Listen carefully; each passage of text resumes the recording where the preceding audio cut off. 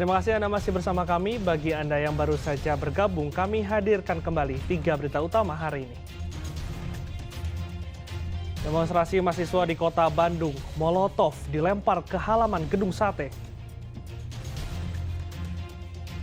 Pegawai honorer kelurahan jadi tersangka pemalsuan data kartu keluarga untuk PPDB tingkat SMP negeri di kota Bogor.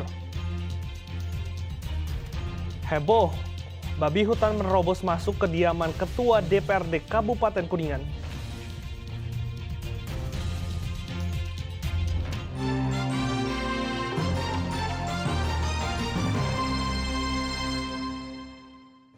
Demonstrasi ratusan mahasiswa di Gedung Sate Kota Bandung memanas pada Jumat lalu. Massa melemparkan bom Molotov ke halaman Gedung Sate karena tak ada perwakilan pemerintah provinsi yang menemui mereka.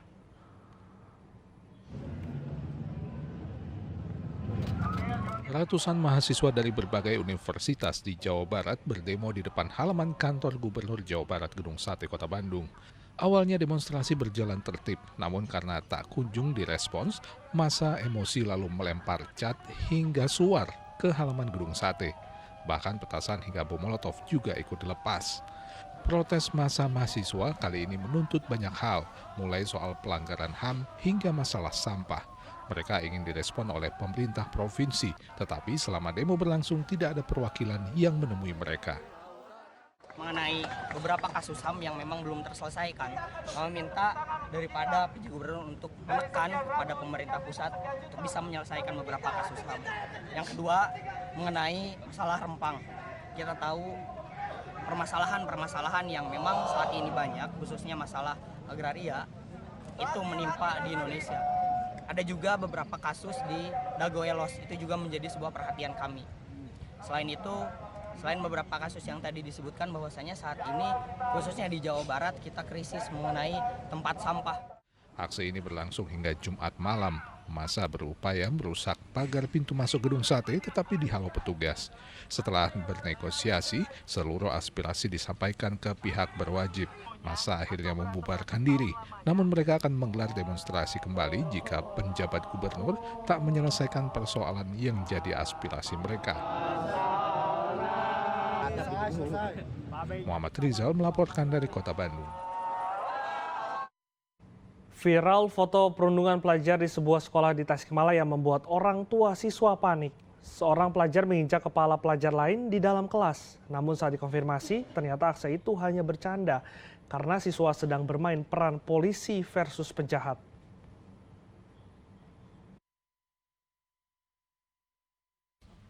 Foto pelajar yang menginjak kepala temannya sendiri di kelas ini menghebohkan warga kota Tasikmalaya.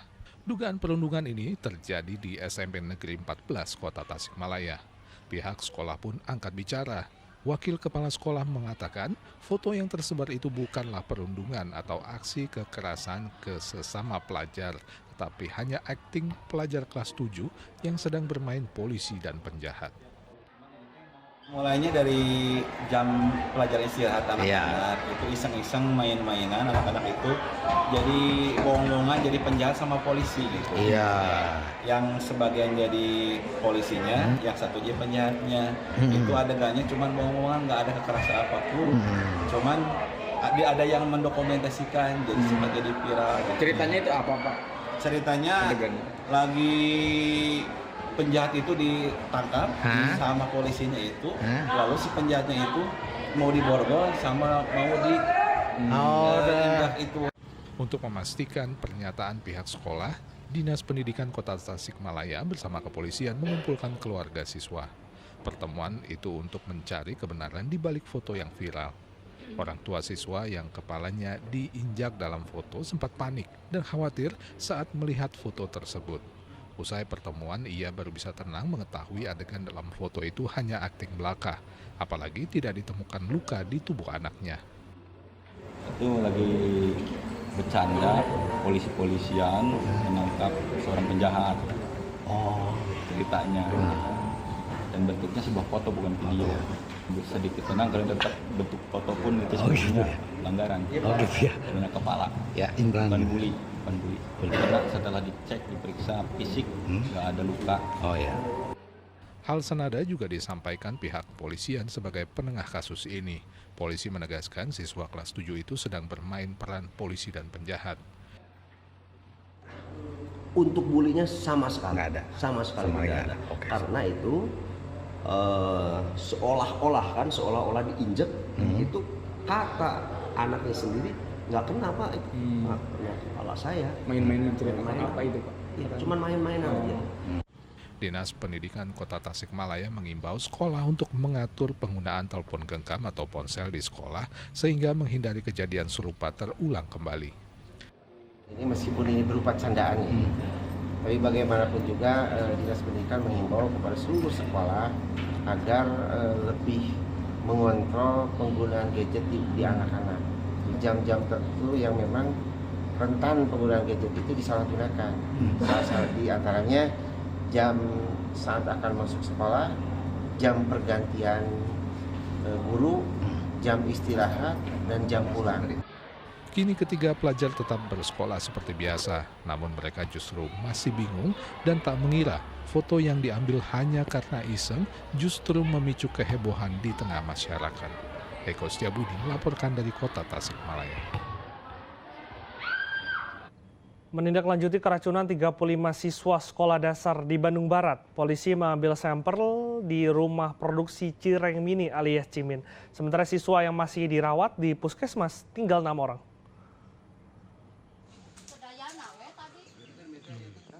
Penyidik dan tim Inafis Polres Cimahi mengambil sampel makanan Cireng Mini atau Cimin yang jadi penyebab 35 orang siswa keracunan. Sejumlah bahan hingga tempat pengolahan dan penyimpanan Cimin diperiksa lalu dibawa petugas untuk uji laboratorium. Dari Polres Cimahi dan Polres Batu Jajar mengambil langkah-langkah. Yang pertama, kita mengambil sampel makanan yang dijual oleh pedagang, termasuk pedagang yang menjual saat ini sedang kita lakukan pemeriksaan di Polres Batu Jajar. Warga yang menjual Cimin mengaku baru 2 pekan menjalani usahanya berjualan makanan. Bahan makanan yang diolah disimpan di lemari pendingin sebelum digoreng. Baru 2 minggu jualan mah, belum lama. Baru hari Selasa bikin, hari Rabu dijual. Bikin udah dingin, masukin ke kulkas, pagi-pagi dijual. Terakhir masih ada 6 siswa yang dirawat di Puskesmas Saguling. Total korban keracunan mencapai 35 orang dari siswa kelas 3 dan 5 SD Negeri Jati. Saat ini kasus keracunan sudah diambil alih penyidik Satuan Reserse Kriminal Polres Cimahi. Rata-rata siswa yang keracunan Cimin mengalami mual, pusing, demam hingga mengalami gangguan pencernaan. 1 dari 35 siswa meninggal dunia karena memiliki penyakit penyerta atau komorbid. Muhammad Abbas melaporkan dari Bandung Barat. Sindikat pemalsuan kartu keluarga yang terlibat dalam penerimaan peserta didik baru PPDB tingkat sekolah menengah pertama negeri di Kota Bogor diringkus. 5 tersangka ditangkap, 1 diantaranya adalah pegawai honorer kelurahan.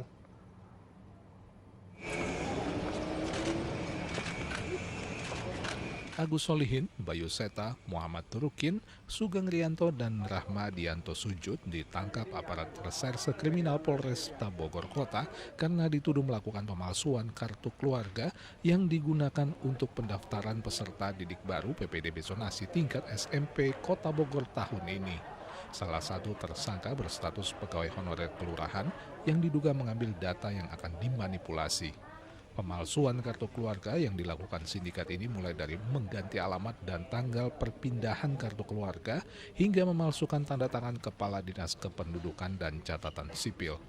Polisi menyatakan sindikat ini juga mematok harga pemalsuan KK mulai dari ratusan ribu rupiah hingga belasan juta rupiah untuk masuk ke SMP negeri favorit. KK yang palsu. Dari tersangka, kelima tersangka ini mengganti tanda tangan dari Kadis Dukcapil, kemudian mengganti tanggal dikeluarkannya KK ini.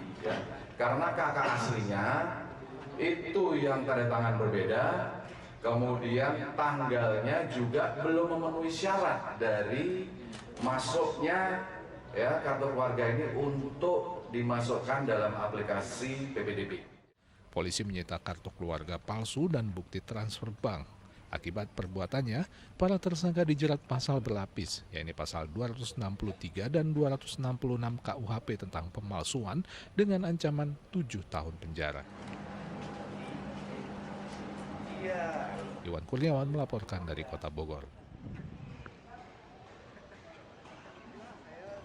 Sepasang sejoli pembuat konten pornografi di media sosial ditangkap. Keduanya sengaja mempertontonkan kemesraan lewat siaran langsung untuk mendapatkan bonus dari aplikasi.